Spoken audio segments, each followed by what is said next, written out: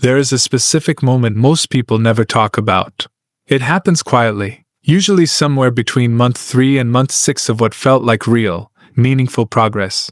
You look up, and somehow, without any dramatic failure, without any obvious mistake, you are right back where you started. Same account balance, same stress, same feeling that no matter how hard you try, the ground beneath you keeps shifting. If that sounds familiar, this video is not about your discipline. It is not about your income. It is about a pattern. And once you see it clearly, you cannot unsee it. Most financial content will tell you that the reason people struggle is because they do not budget, or they spend too much on coffee, or they lack the motivation to stay consistent. But here is the thing. That explanation is too shallow to actually help anyone. People who are fully aware of budgeting still find themselves starting over. People who cut out every unnecessary expense still end up in the same place 12 months later. The problem is not awareness. The problem is something structural, something built into the way most people approach their financial lives without even realizing it. Think about what starting over actually looks like in practice. It rarely looks like a catastrophic collapse. It almost never looks like losing everything at once. Instead, it looks like this. You get serious about money. You pay down some debt. Or you build up a small emergency fund, or you finally stop living paycheck to paycheck for a few months. Progress feels real. It feels earned. And then something shifts. A car repair, a medical bill, a change in income, a moment of emotional spending that goes further than intended. And slowly, or sometimes quickly, the progress unwinds. You are not back at rock bottom, but you are back at the beginning of the cycle, and the cycle starts again. What makes this pattern so persistent is that it operates on more than one level at the same time. On the surface, it looks like a series of bad luck events or poor timing, but underneath that, something else is driving the reset. And that something is the gap between short-term financial behavior and long-term financial structure. Most people focus almost entirely on the behavior layer. They try harder, they track more carefully, they set stricter limits. But they never build the underlying structure that makes progress actually stick.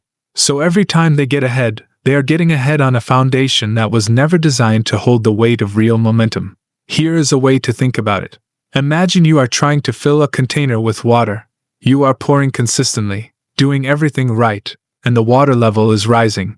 What you do not notice is that there is a slow leak at the bottom. At first, the leak is small enough that your consistent effort more than compensates for it. Progress feels real because the level is genuinely rising. But eventually, either your pouring slows down slightly or the leak grows just a little, and the level starts to drop. Then it drops faster. And before long you are refilling from the same low point you started from. The leak was always there. You just could not see it while the progress was visible. That leak has a name.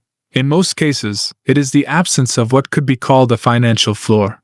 A financial floor is not just having savings. It is having a layer of stability underneath your daily decisions that is thick enough to absorb the normal turbulence of life without draining the progress above it. Most people who find themselves in the reset cycle have never built a true floor. They have built a shelf, and a shelf is only stable when nothing pushes against it. The moment pressure arrives, and pressure always arrives, the shelf gives way. The reason the floor never gets built is actually quite logical when you examine it closely. When someone is in financial recovery mode, every dollar they manage to free up feels urgently needed somewhere specific. Debt has interest. Bills have due dates. Needs have immediacy. So the natural instinct is to direct available money toward the most visible and most pressing problems first. This makes sense in the moment, and it often produces results that feel like progress. Balances go down. Stress decreases. Breathing room appears. But the floor, the quiet, unglamorous, patient layer of structural stability, never quite gets its turn. It always gets pushed to next month, and next month always has its own urgencies. This is the trap that most financial frameworks fail to address honestly. They teach people how to move money around more efficiently. They teach optimization. What they rarely teach is sequencing, the specific order in which stability-building decisions need to happen so that the whole structure does not keep collapsing under its own weight. When sequencing is wrong, even perfect execution produces temporary results. You can do everything right inside a flawed sequence and still end up starting over. Now here is where it gets more interesting, because the pattern does not stop at structure. There is also a psychological dimension that feeds the reset cycle just as powerfully. When someone breaks a financial streak, when the progress they worked for gets erased, there is a very specific emotional response that follows. It combines frustration, which is understandable, with a quiet, rarely examined belief that maybe this is just how things are for them. Not a loud belief, not a conscious one. Just a background assumption that gets a little stronger each time the reset happens. That background assumption is more dangerous than any single financial mistake, because it changes how decisions get made going forward. When a person carries the subconscious expectation of being reset, they unconsciously begin shortening their time horizon. They stop planning 12 months out and start thinking 3 months out. They stop building toward long-term positions and start managing immediate survival. And this shift, while completely understandable, makes the next reset more likely, not less. The mindset that forms in response to repeated resets actually reinforces the conditions that cause them. This is worth sitting with for a moment. The experience of starting over, repeated enough times, begins to feel normal. And when something feels normal, it stops triggering the kind of deep examination that could actually change the pattern. Instead, people adapt to the cycle rather than disrupting it. They get better at recovering quickly. They get more efficient at refilling from zero. They develop real skill at short-term financial survival. But they never quite escape the cycle because their energy is directed entirely toward managing it rather than dismantling it. Dismantling the cycle requires something that feels counterintuitive when you are in the middle of it. It requires slowing down the visible progress in order to build the invisible foundation.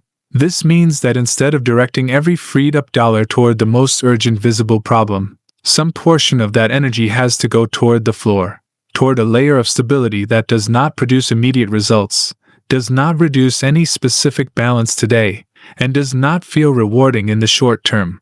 It just sits there, quietly making the whole structure more resilient. This might look like building a small but genuine emergency reserve before aggressively paying down debt. Not instead of addressing debt, alongside it, even if it means the debt payoff takes slightly longer. Because a person who has 3 months of basic expenses sitting in a separate account is fundamentally more stable than a person who paid off $10,000 faster but has no buffer. When the car breaks down, the first person absorbs the hit. The second person gets reset. It also means being honest about the difference between financial progress and financial positioning. Progress is the number getting better. Positioning is the arrangement of your finances such that when the next disruption arrives, and it will, the disruption lands on the floor instead of the progress. Progress without positioning is visible but fragile. Positioning may feel slower to build, but it is what allows progress to finally compound instead of perpetually resetting.